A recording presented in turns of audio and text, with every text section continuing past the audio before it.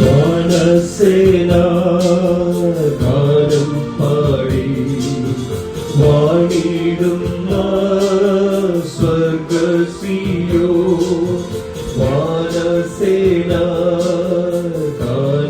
പാടി വാണിടുന്ന സ്വർഗസിയോ ധ്യാനിച്ചിടും നേരമെന്റെ മാനസം മോദിച്ചിടുന്നു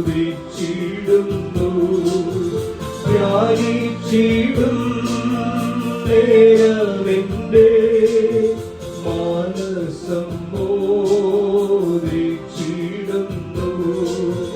ഉയർത്തിയിടും ഞാനെന്റെ കണ്ണുകൾ തുണയാരോടും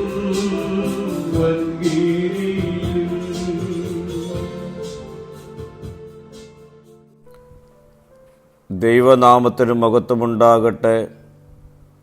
ഇന്നത്തെ പ്രഭാത ധ്യാനത്തിനായി 48 സങ്കീർത്തനം 10 വാക്യം. ദൈവമേ, നിന്റെ നാമം പോലെ തന്നെ നിന്റെ സ്തുതിയും ഭൂമിയുടെ അറ്റങ്ങളോളം എത്തുന്നു. നിന്റെ വലം കൈയിൽ നീതി നിറഞ്ഞിരിക്കുന്നു. ദൈവത്തിൻ്റെ നാമം വെറും ഒരു പേരല്ല, അത് രക്ഷയുടെയും സൗഖ്യത്തിൻ്റെയും വിജയത്തിൻ്റെയും നാമമാണ്. ദൈവിക നാമം നമ്മുടെ നാവിൽ ഉയരുമ്പോൾ നമ്മിൽ ആത്മീയ ശക്തി പ്രവർത്തിക്കും. കൊടുങ്കാറ്റിൽ ഒരു കപ്പൽ ആടി ഉലയുമ്പോൾ ആളുകൾ ഭയപ്പെടാം. എന്നാൽ ക്യാപ്റ്റൻ്റെ കരങ്ങളിൽ കപ്പലിൻ്റെ നിയന്ത്രണം സുരക്ഷിതമായിരിക്കുന്നത് പോലെ ദൈവത്തിൻ്റെ കരങ്ങളിൽ പ്രതിസന്ധികളിൽ നാം സുരക്ഷിതരാണ്. ദൈവത്തിൻ്റെ നാമം നാം ഉയർത്തുമ്പോൾ അവൻ്റെ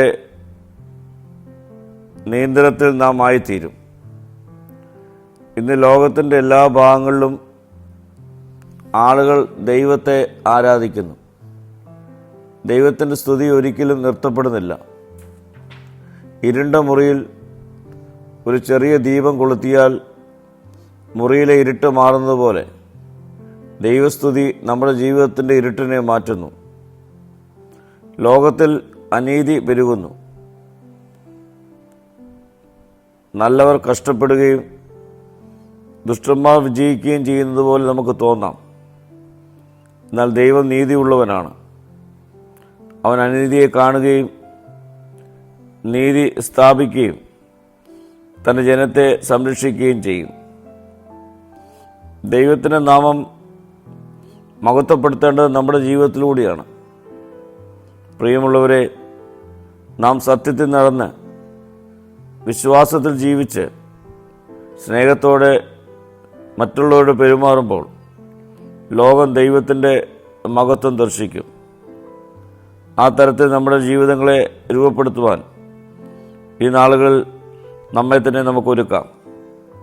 പ്രാർത്ഥിക്കാം. കർത്താവേ, നിൻ്റെ നാമം മഹത്വപ്പെടുത്തി ഞങ്ങളുടെ ജീവിതം നിൻ്റെ സ്തുതിയുടെ സാക്ഷിയായി തീരുവാൻ ഇടയാക്കണമേ.